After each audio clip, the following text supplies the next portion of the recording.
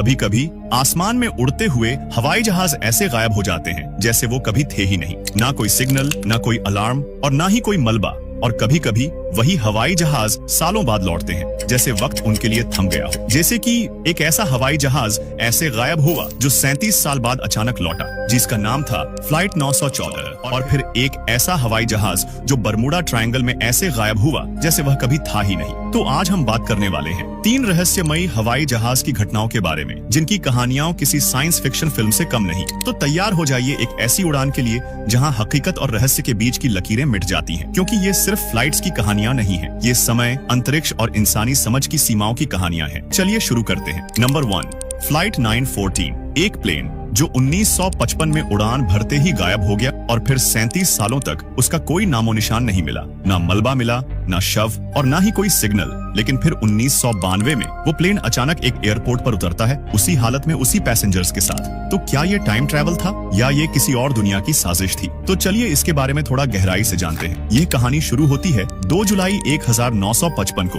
Pan अम flight 914 New York से Miami के लिए रवाना हुआ। प्लेन में कुल 61 लोग थे, 57 यात्री और 4 क्रू मेंबर। सब कुछ सामान्य लग रहा था, मौसम भी एकदम साफ था। लेकिन उड़ान भरने के कुछ ही मिनट बाद वो प्लेन अचानक रडार से गायब हो गया। ना कोई डिस्ट्रेस कॉल और ना ही कोई सिग्नल, जैसे आसमान में उड़ते हुए वो प्लेन गायब हो गया। फिर सर्च ऑपरेशन चलाए गए, पूरा समंदर छान लिया, पर कोई सबूत नहीं मिला। आखिरकार अमेरिका की सरकार ने इस केस को क्रैश माना और फाइल बंद कर दी। पर सवाल रह गया कि अगर क्रैश हुआ था तो उसका मलबा कहाँ है? अब हम आते हैं 21 मई 1992 में, यानी कि 37 साल बाद। कराकास, वेनेजुएला का एक छोटा एयरपोर्ट था। वहां पर सिर्फ लोकल फ्लाइट्स चल रही थी। तभी अचानक रडार पर एक अनजान प्लेन दिखाई दिया। प्लेन रनवे की ओर बढ़ रहा था, लेकिन उसका कोई फ्लाइट नंबर रिकॉर्ड में नहीं था। कंट्रोल टावर से संपर्क किया गया और जवाब आया कि this is Pan Am flight 914। We were scheduled to land in Miami, Florida on July 2, 1955। मतलब यह पैन एम फ्लाइट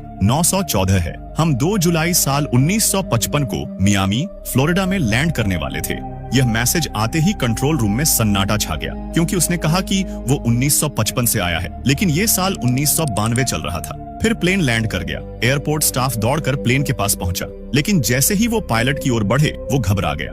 पायलट ने खिड़की से बाहर देखा और वो चौंक गया, क्योंकि चारों तरफ बिल्डिंग्स बदल चुकी थीं, गाड़ियां को अजीब दिख रही थीं और लोग अलग कपड़े पहने थे। कहते हैं कि तभी उसने इंजन स्टार्ट किया और वो प्लेन फिर से टेक ऑफ कर गया और इस बार वो प्लेन हमेशा के लिए गायब हो गया। वो प्लेन आज तक फिर से कभी नहीं देखा गया। पर एयर ट्रैफिक कंट्रोल की रिकॉर्डिंग मौजूद थी और कुछ गवाह भी थे, पर सरकार ने इस घटना को कभी स्वीकार नहीं किया। इस घटना को लेकर कई थ्योरीज सामने आई कि क्या वो प्लेन किसी टाइम लूप में चला गया था, या फिर ये एक पूरी तरह से मनगढ़ंत कहानी है जो इंटरनेट पर फैल गई। कुछ लोगों का मानना है कि ये कहानी 1993 की एक न्यूज़पेपर रिपोर्ट से निकली थी, जिसका नाम था वीकली वर्ल्ड न्यूज, एक टैबलॉइड जिसने कई फेक कहानियां छापी थी। लेकिन तब भी जो लोग कराकास एयरपोर्ट पर काम कर रहे थे, उन्होंने इससे मिलती जुलती बातें बताई थी।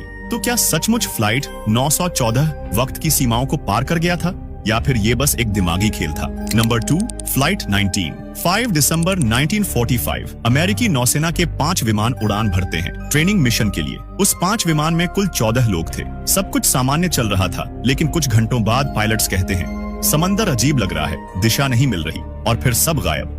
ना कोई मलबा मिला, ना कोई बॉडी, ना कोई सुराग। और आज 75 साल बाद भी फ्लाइट 19 एक अधूरी पहेली बना हुआ है। क्या हुआ उन 14 लोगों के साथ? क्या बरम्यूडा ट्रायंगल ने फिर से अपना राज दिखाया था? तो चलिए जानते हैं। 5 दिसंबर 1945 दोपहर 2:10 पर फोर्ट लॉडरडेल, फ्लोरिडा से उड़ान भरते हैं 5 TBM एवेंजर टॉर्पीडो बॉम्बर्स एक ट्रेनिंग मिशन के लिए निकलती है। इस मिशन को लीड कर रहे थे लेफ्टिनेंट चार्ल्स टेलर, एक अनुभवी पायलट। उनके साथ थे 14 प्रशिक्षु पायलट्स। मिशन था कि एक तय रूट पर जाकर बम ड्रॉपिंग की प्रैक्टिस करना और फिर बेस पर लौट आना। मौसम एकदम साफ था, रेडियो संपर्क सामान्य और मिशन बिल्कुल रूटीन था। लेकिन ये सिर्फ शुरुआत थी। कुछ समय बाद कंट्रोल टावर को लेफ्टिनेंट टेलर का रेडियो संदेश मिलता है कि हमें पश्चिम की दिशा नहीं मिल रही। सब कुछ गलत लग रहा है, समंदर भी अजीब सा लग रहा है। पायलट अपनी दिशा पूरी तरह से खो चुके थे। लेफ्टिनेंट टेलर को लग रहा था कि उनके विमान के कंपास सही से काम नहीं कर रहे। उनकी आवाज में घबराहट साफ झलक रही थी। और फिर उन्होंने कहा कि हमें नहीं पता हम कहाँ हैं। ऐसा लग रहा है कि हम फ्लोरिडा कीज के ऊपर हैं। कंट्रोल टावर ने तुरंत उन्हें वापस लौटने का रास्ता बताया, दिशा दी। लेकिन टेलर बार बार एक ही बात दोहराती रही कि सब कुछ अजीब लग रहा है, मानो कोई अदृश्य शक्ति उनके चारों ओर मंडरा रही हो। जो उन्हें भटकाती जा रही थी। धीरे धीरे मौसम बिगड़ता गया, तेज हवाएं, बादल और गरज। आखिरी रेडियो संदेश आता है शाम 6:20 के करीब कि ऐसा लग रहा है जैसे हम किसी सफेद तूफान में घुस रहे हैं। हम पूरी तरह से खो चुके हैं। और फिर एकदम सन्नाटा, ना रेडियो सिग्नल, ना लोकेशन। फ्लाइट 19 पूरी तरह गायब हो चुका था। कुछ ही देर बाद एक रेस्क्यू प्लेन मार्टिन मैरिनर उड़ान भरता है 13 क्रू मेंबर्स के साथ, लेकिन वो भी रडार से गायब हो जाता है। अब तक कुल 40 लोग लापता हो चुके थे और कोई नहीं जानता था कि यह सब कैसे हुआ। अब सवाल उठते हैं कि फ्लाइट 19 आखिर गया कहां? कुछ लोगों का मानना है कि एलियंस ने इन विमानों को अगवा कर लिया, तो कुछ बर्म्यूडा ट्रायंगल जैसे रहस्य से जोड़ते हैं। फ्लाइट 19 का रहस्य आज भी अमेरिकी नौसेना की सबसे बड़ी अनसुलझी फाइल में दर्ज है। हर खोज, हर प्रयास अब तक विफल हुई है। क्या बर्म्यूडा ट्रायंगल ने सच में इन विमानों को निगल लिया, या फिर कोई ऐसा सच जिसे हम समझ नहीं पा रहे? नंबर 3, फ्लाइट MH370, 8 मार्च 2014। कुआलालंपुर से बीजिंग जा रही फ्लाइट MH370 उड़ान भरती है, लेकिन उड़ान भरने के सिर्फ 40 मिनट बाद पायलट का रेडियो संपर्क टूट जाता है। रडार से विमान गायब हो जाता है। ना कोई हादसा, ना कोई अलार्म और ना ही कोई मैसेज। 239 लोग और एक बोइंग 777 का विशाल विमान ऐसे गायब होता है जैसे कभी था ही नहीं। तो चलिए इसके बारे में थोड़ा गहराई से जानते हैं। मलेशिया एयरलाइंस की फ्लाइट MH370 ने 8 मार्च 2014 को रात 12:41 पर कुआलालंपुर इंटरनेशनल एयरपोर्ट से उड़ान भरती है। इसमें कुल 239 लोग सवार थे, जिनमें 227 यात्री और 12 क्रू मेंबर्स थे। विमान को सुबह 6:30 पर बीजिंग पहुंचना था, लेकिन 1:21 पर उड़ान भरने के करीब 40 मिनट बाद विमान का संपर्क अचानक टूट जाता है। ना ही कोई मेडे कॉल और ना ही कोई इमरजेंसी सिग्नल। जैसे ही विमान वियतनाम की हवाई सीमा में प्रवेश करने वाला था, वो अचानक गायब हो गया। बाद में मिलिट्री रडार डेटा से खुलासा होता है कि MH370 ने अपना रास्ता बदला था। विमान ने दक्षिण की बजाय पश्चिम की ओर मुड़कर मलक्का झलडमरू मध्य की तरफ रुख किया। फिर यह हिंद महासागर की तरफ बढ़ा और वहां जाकर रडार से पूरी तरह गायब हो गया। लेकिन सवाल यह है कि पायलट ने दिशा क्यों बदली? किसी को कोई चेतावनी क्यों नहीं दी गई? और क्या कोई टेक्निकल फेलियर था या जानबूझकर विमान को मोड़ा गया? MH370 की खोज अब तक की सबसे महंगी और बड़ी खोज अभियानों में से एक थी। 26 देशों ने इस विमान को ढूंढने के लिए प्रयास किया।